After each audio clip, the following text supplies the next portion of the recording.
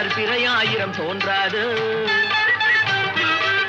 அழகும் கலையும் வாழும் நாடு ஆண்டவன் வீடாய் திகழாது. அழகும் கலையும் வாழும் நாடு ஆண்டவன் வீடாய் திகழாதோ. அவைகளை எல்லாம் அழிக்க நினைத்தால் சரித்திரம் உன்னை இகழ்